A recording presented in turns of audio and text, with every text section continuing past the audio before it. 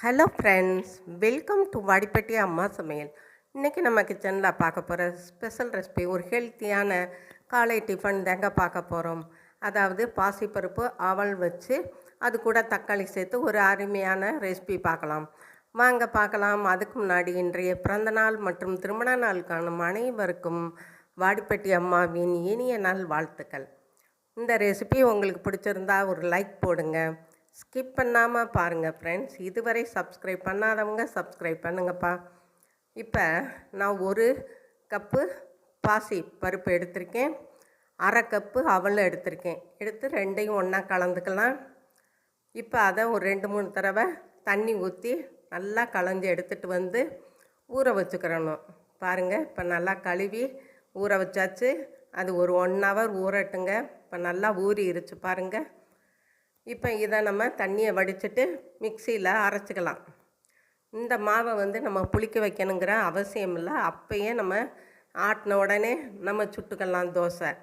இப்போ பாருங்கள், நான் இன்றைக்கி பாதி தான் போட்டிருக்கேன், 2ஆக போட்டு அரைக்க போகிறேன். அது கூட 3 தக்காளி நறுக்கி சேர்த்துக்கலாம். இப்போ ஒரு துண்டு இஞ்சி அதையும் போட்டுக்கலாம். தேவையான உப்புக்கள் சேர்த்துக்கலாம். 1 ஸ்பூன் ஜீரகமும் போட்டுக்கலாம். போட்டுட்டு நல்லா பேஸ்ட்டாக அரைச்சிட்டு வந்துடுவோம். இப்போ பாருங்கள், அரைச்சாச்சு. அதை ஒரு பாத்திரத்துக்கு மாற்றிக்கலாம். திருப்பி இன்னும் பாதி இருக்கு இல்லையா ஊற வச்சது, அதையும் நம்ம சேர்த்து அரைச்சிட்டு வந்துடுவோம். இப்போ அதையும் நான் அரைச்சிட்டு வந்துட்டேன். ஃபஸ்ட்டு அரைச்சதோடு நம்ம சேர்த்துக்கலாம். சேர்த்துட்டு மிக்ஸி கழுவின தண்ணியை நம்ம சேர்த்து நல்லா கலந்து விட்டுக்கலாம். ஒரு தோசை பதத்துக்கு நம்ம கலந்து விட்டுக்கலாம். நம்ம கலந்து விடையிலே தெரியும் மாவு அவ்வளோ சாஃப்டாக இருக்குங்க இந்த அவல் போட்டதுனால.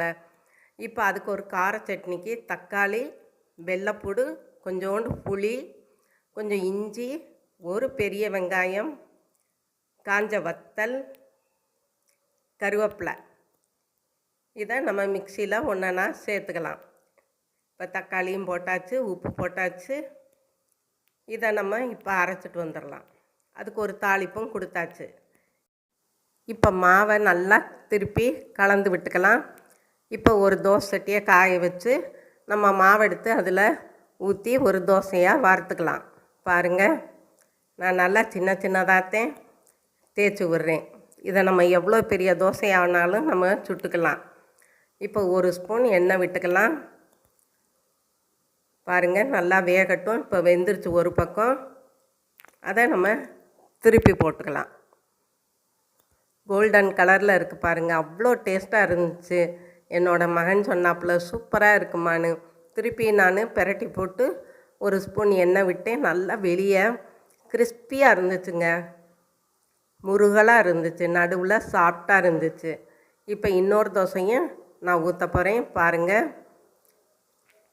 நல்லா நமக்கு தேவையான அளவுக்கு தேய்ச்சி விட்டுக்கலாம்.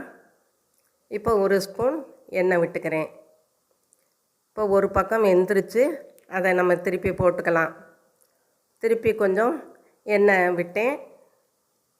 பாருங்கள், எண்ணெய் ஊற்றிக்கலாம். நல்லா இருக்குங்க இந்த தோசை. நீங்களும் உங்கள் வீட்டில் செஞ்சு குழந்தைகளுக்கு பெரியவங்களுக்கு தாங்க.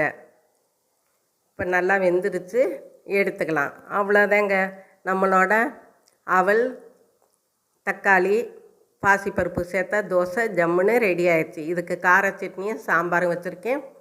ரொம்ப அட்டகாசமாக இருந்துச்சுங்க.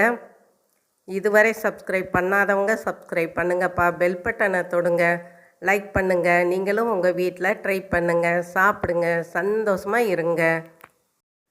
நன்றி, வணக்கம்.